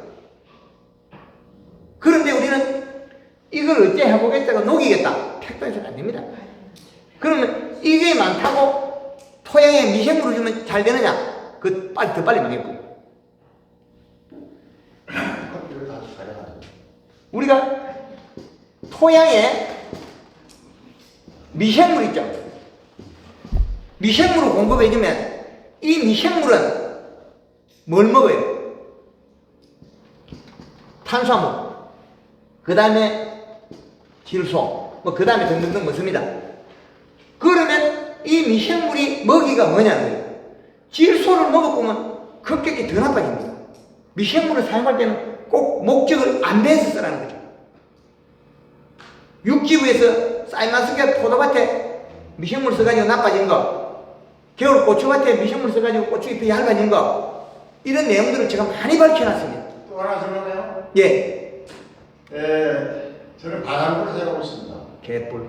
상담에 예. 시간이 너무 길어지고 있으니까 개인적인 질문은 이때 상담해 주시고 마치셔야 저희 강의 시간은 질문을 받아야 되는. 잠깐만요. 가버리면 질문 받고 강의가 필요 없는 분은 조용히 일어나가면 됩니다. 되지. 예, 저희 사무실에도 강의할 때는 저를 마취를 안 하고 강의가 필요 없는 분은 그 자리에서 살짝 나갑니다. 예, 그게 우리가 앞으로 농업이 발전하는 거지. 당신이 여기 있었으니까 빨리 마치고 나가라. 이거보다는 그게 낫지 않느냐. 그래서 유튜브에 많은 내용이 있기 때문에 그 자기가 필요한 부분 찾아보면 되고. 그래서 미생물의 먹이가 뭐냐? 탄수화물과 질소분이다. 그래서 우리가 비료를 적게 줘서 이파리에 물방울 매면 잎에 물이 떨어지면 누가 먹으면 미생물을 먹을 겁니다. 그 질소분을 먹이로 삼아서 먹어치우는 미생물들이 많습니다. 그럼 비료를 적정량이 줘서 이파리에 물방울을 안 맺어야만 우리는 경제적이라는 거죠. 여백을 안 맺어요. 근데 바닷물에는 85가지 미네랄이 있다는데 그 나무에 안 소리가 있어요? 황금을 갖고 그거 안 써도 잘합니다. 한국말을 안 된다. 예. 다른 박사는 뭔데 뭐야 박사는? 다른 박사님들, 미네랄 박사님들. 그 사람들은 뭐 어쩌다니 박사지만. 자, 여기에 보면 미네랄이라는 게 당이 얼마나 됩니까? 아주 바닷물 한도 20ml 0.5mm 올리고 그랬어요. 그거 있어요. 그거 있다고 해서 소금 성분이 들어가서 작물에 장애 줄 것도 계산해야죠. 알겠습니다. 예. 예. 지금 나는 가입 그날을 뭐 말했지? 아니 지금 하면 되는데 혹시나 이제 원래 예전에 야 저한테 들어가. 예전에 시험도 너무 오래돼가지고 오래되면 강의 오자고 질문을 하는 사람인데 말이지. 교육을 그다음에 이게 좋았다 이거야. 네, 감사합니다. 예. 조합의 주인은 농업입니다. 시작을 했어. 뭐 그러고요. 우리 농업의 주인은 조합원입니다. 아니 저기 조합이지 말이지 질문하는데 뭐- 누가 들어가면 이 조합이 뭘 좋아하는 머선들이 잘못하면 주인이 잘 시켜야 됩니다. 예. 그 청평이 예를 들어 망간염 천평이면 요즘 50% 사용을 한다고 했는데 한 2월 대략 2월 중순쯤부터 첫 비료를 시작하거든요. 네, 첫 비료는 순이 나기 전에 20일에서 30일 전에 하면 됩니다. 녹아서 땅에 가서 준비를 해줘야죠. 뿌리가 나올 때 땅에서 너무 일찍 하면 또 뭡니까? 용탈이 되고 없어지는 거죠. 그래서 50호가 중요한 게 아니고 이 시 측정을 해서 비료값을 맞춰야 돼요. 비료량은. 그래서 측정을 해서 비료를 맞춰야 되는데 우리 토양이 비료를 주기 전에 겨울에 먼저 측정해 봐야 됩니다. 그건 질소가 아니거든요.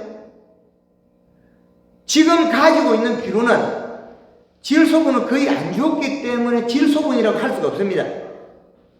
그런데 요소만 계속 주면 한 3년 정도 주면 갔다가 오는 경우가 있습니다.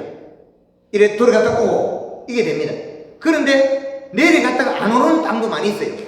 비료가 가면 계속 가버려요. 그런데 돌아오는 땅도 있습니다. 한 3년 정도 주고 나면 비료를 그래 많이 안 줘도 돌아옵니다. 그런데 천에 우리 땅이 점질토, 중점질토, 중사질토, 왕사질토 여기에 따라서 비료 주는 양이 달라질 뿐입니다. 없어지면 계속 공급해 줘야 되니까. 그러면 예를 들어 이시를 측정해서 이제 100평당 한 포씩을 주잖아요. 처음에는 봄에는 이 시값이 높기 때문에 100평에 한 포를 줘도 됩니다. 100평에. 그리고 하우스를 닫아놓고 비료를 주고 가스가 나오면 잎이 말라 죽어요. 알비료를 줄 때는 녹여서 100평당 우리가 5kg를 줄 거냐 3kg 줄 거냐 5kg 줄 거냐 7kg 줄 거냐 10kg 줄 거냐 녹여서 주라.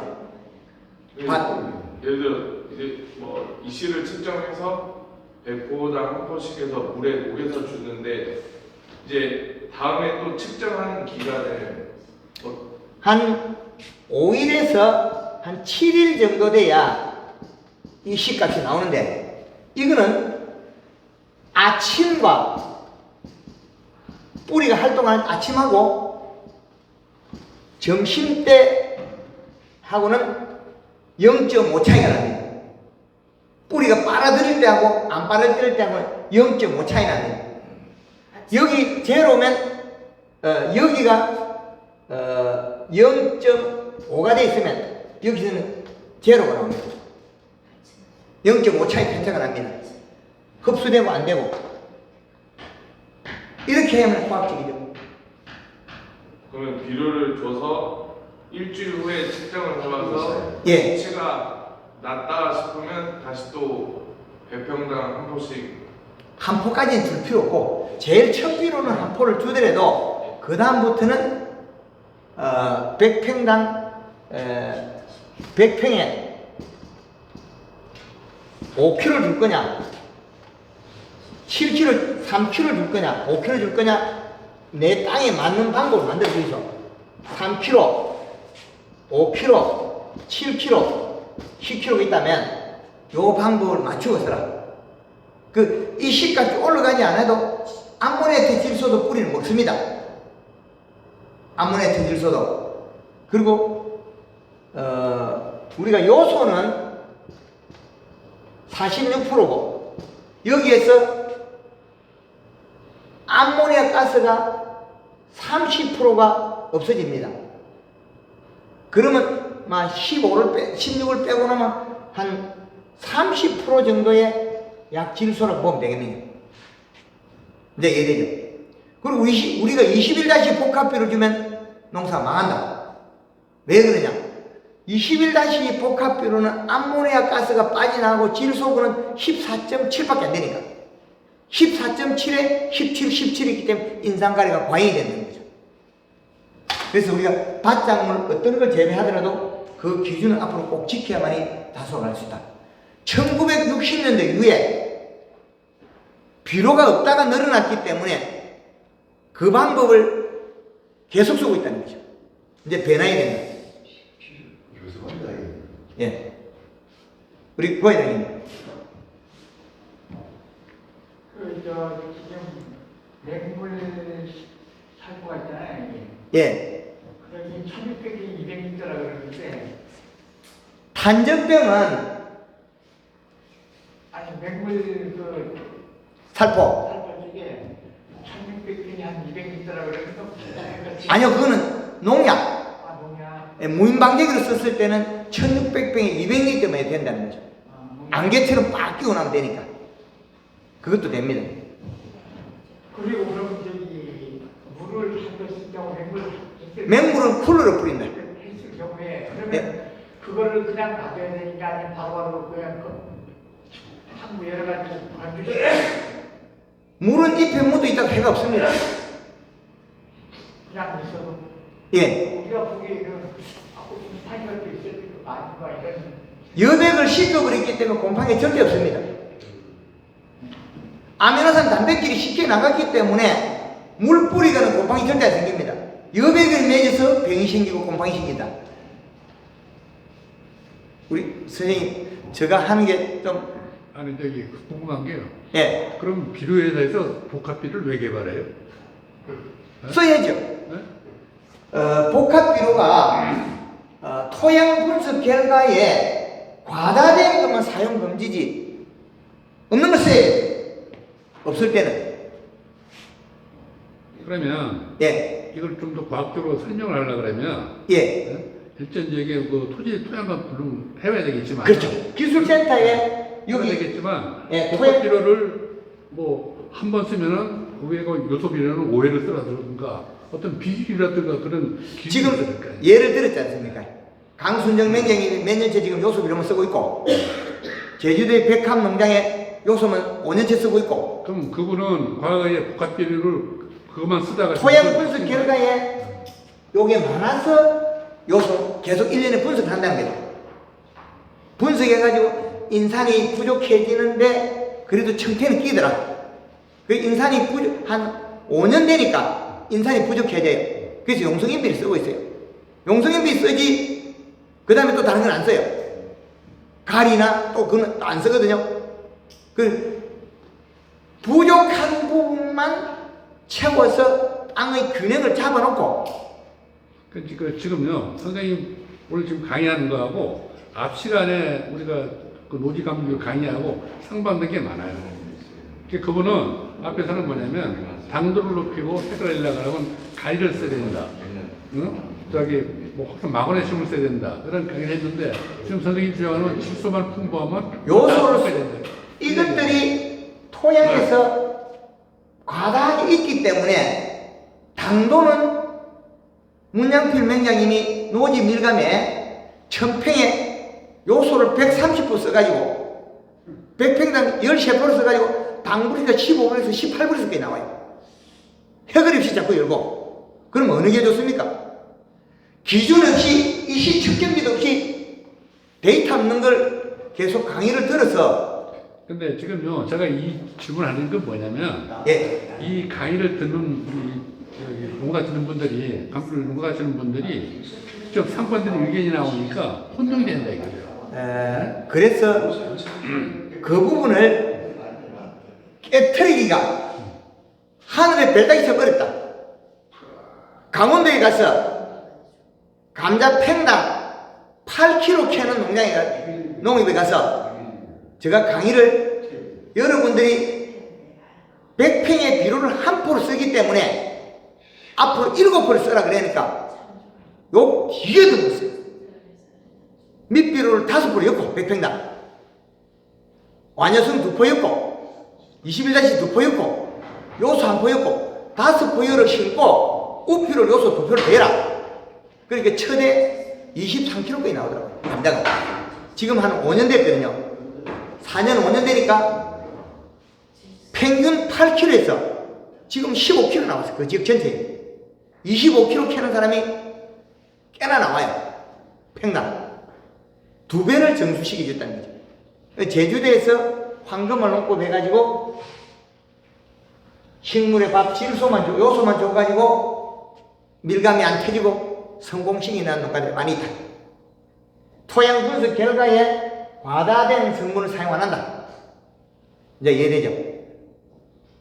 그래서 이 산업이 우리 인간은 반찬을 좋아하니까 식물도 반찬을 좋아할 것이다.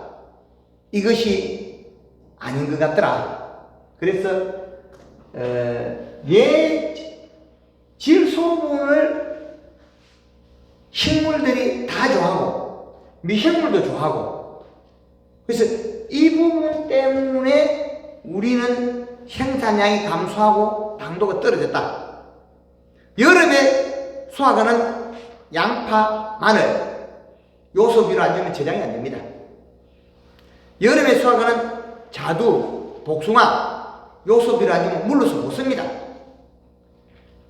겨울에 재배하는 딸기들도 대가리만 빼갖고 오래돼 있으면 여기는 시프레, 여기만 빨갛고, 이것들은 갈이 가다.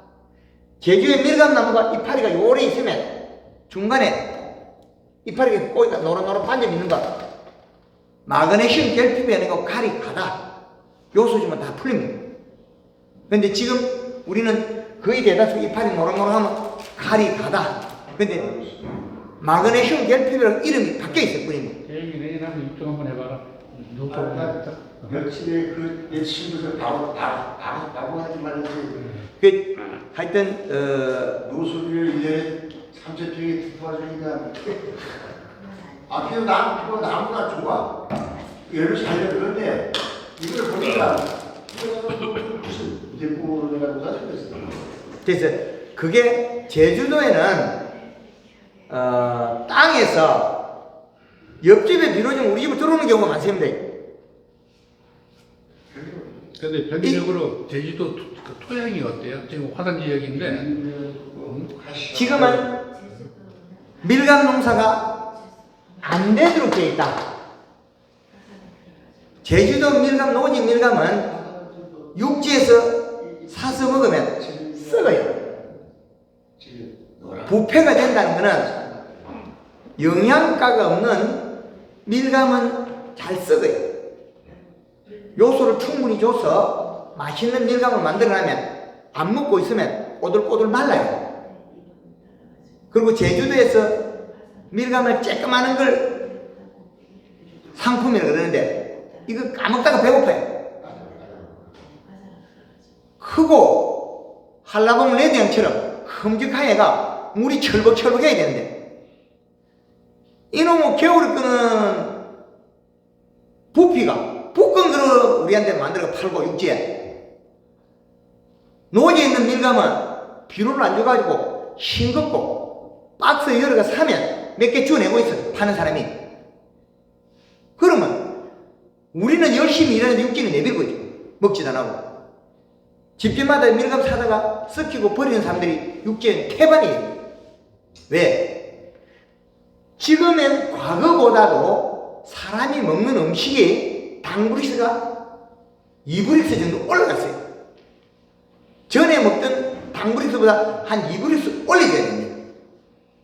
그러면 국제적인 농산물이 되려면 15브릭스에서 18브릭스까지 만들어야만이 전 세계에서 명품이 될 수 있다. 그러려면 소비자 입맛입니다. 단걸 좋아하는 사람도 있고 새콤달콤한 것도 없고 소비자. 그래서 신맛이 있는 거는 당도가 많다고 좋은 거 아니야? 신맛이 있는 거는 질소 18% 과일로 다 잘못된 거예요. 다시 가르쳐 드리겠습니다. 신맛이 있는 거는 질소분이 있기 때문에 신맛이 있다. 산도. 식물이 자기가 가진 방어 물질이 산도라는 거죠. 타닌과 산도를 쓰는데 이거는 타닌과 산도는 푹과일 때는 독성입니다. 독성. 사과를 쪼개놓으면 뻘개지는 거는 타닌에 완전히 분해가 불용화가 안 된 거거든요. 황금을 넣고 면 사과는 깎아놓으면 뽀얘집니다. 그래서 타닌이 산도가 우리 인체에 미치는 영향까지 다 연구가 되어 있는 방법이라는 거죠. 거기까지.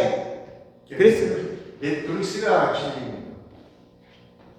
내가 잘 팔아먹어 돈 벌 수 있는 아니 브릭스. 그 시체에 미치지 않은 브릭스가 우리가 지금은 이제 시간 브릭스가 만들었는데 그거 과일이냐 그거 설탕이지. 보통 뭐 12% 다 이제 다 나오는 거 과일 그거 맞습니다. 그래서 만들면 누가 그걸 만들겠어 그거 미치겠냐는 거지. 예. 머리에서 문제는 뭔지 꾸려야 그래서 지금 트렌드가 올라가고 있습니다. 그리고 레드향이 작년 6월 15일에 두 나무를 하나 땄거든요. 작년 6월 12일에 우리가 지금 앞으로는 레드향이 4월 달에 비싸면 4월 달에 따야 되지 지금 딸 필요 없다는 거죠. 돈을 더 많이 벌 것 같으면 기술을 모르니까 두꺼우니까 물 따버리는 것이 그래 붓고는 거 그걸 잘 설명하라고 그러니까 붓고는 사업이 거 어떻게 돈을 누구한테 돈 벌 수 있는 그런 걸 여기서 얘기해야지. 4월에 떠나고 하면 기술을 모르지 못하면 두꺼버리지. 그래서 카라향이 붓고 하우스의 밀감이 붓고는 건 온도가 낮아서 그렇다. 온도를 올려줘라. 오늘은 그거 빼놨어. 예, 온도를 올려주고 그 다음에 자기가 생익에 맞는 비료를 먹여서 생산해라. 그리고 봄순을 키워야만이 해결이 갖고 과세포가 커서 성장이 잘 된다. 그러면 비료는 최소한 20일 안에 줘야 된다. 20일 안에. 20일 전에. 예, 20일도 늦을 수가 있습니다. 20일도. 그래서 4월달 되면 차광을 해라. 저 수확 50일 전 마지막 비료는 양을 얼마큼 주라는 얘기입니까? 이 시각에 맞춰요.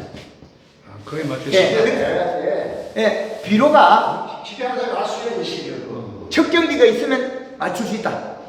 아유 기대 아니 그러면 아니 신경 쓰지 알수 있는 거예요. 사라 소리를 안 했는데 못 팔러 와요. 아니 그걸 먹으면 알 수 있는 거야지. 이 시기력 쓰자면 뭐지? 아니 2.7 저게 그 수치의 의미가 뭡니까? 겨울에는 이 측정기를 캐면 숫자가 나와요. 아, 그러니까 예. 그리고 나오고 여기 센서 요 부위를 잡고 이 측정을 안돼 그게 측정이 되면 측정이 되면 숫자가 나오잖아요. 비료는 1kg는 100평에 1kg는 0.08 0.08 100평에 1kg. 그래서 지금 보면 그거 수치를 곱해야 돼요. 예, 이 C값이 수분이 47%에 이 C값이 0.65 나오거든요. 그 요 0.65 나오면 적다. 요 이 C값이 겨울에는 2점 열매가 달려있고 성장을 한다면 봄에 지금 불 때는 거 있죠. 꽃피고 해야 되니까 그건 2.7이 제일 좋아요. 근데 우리 같은 경우에는 지금 밀감이 수확기지 않습니까? 수확기 되면 한 1.5 정도면 돼요. 그럼 2.7에 맞추려면 비료 양을 얼마나 주라는 얘기? 토양마다 다르죠. 예? 한 번에 다 주면 죽어요. 아니 그 토양에 맞춰서 지금 측정된 거 아니에요? 한 포를 주면 관주를 sus을 때 100평에 10kg가 0.8이 되고 로타리를 쳤을 때는 20kg가 0.8의 이시값. 그래서 이 기준은 설정하긴 했으나 토양마다 다르기 때문에 그거는 뭐다 딱 증명을 못합니다. 측정기를 사용해서 한다는 건 맞으나 비료값을 이거다 저거다는 완벽하게 집집마다 결합되는 게 다르더라. 그리고 물이 끼는 땅에 더 뿌리가 없더라. 약간 두둑을 높여가지고 배수가 잘 되게 해라. 그런 부분. 하여튼 제가 와가지고 이 분란만 일으키는 게 아닌 게 모르겠습니다. 지금 21일 날은 또 오후에 요 시간대 채소를 할 때 그 시간대도 제가 다시 올 건데 하여튼 부족한 부분은 유튜브 방송에서 황금을 넣고 밀감 강의한 것들이 많이 있으니까 보시면 되겠습니다. 네, 감사합니다.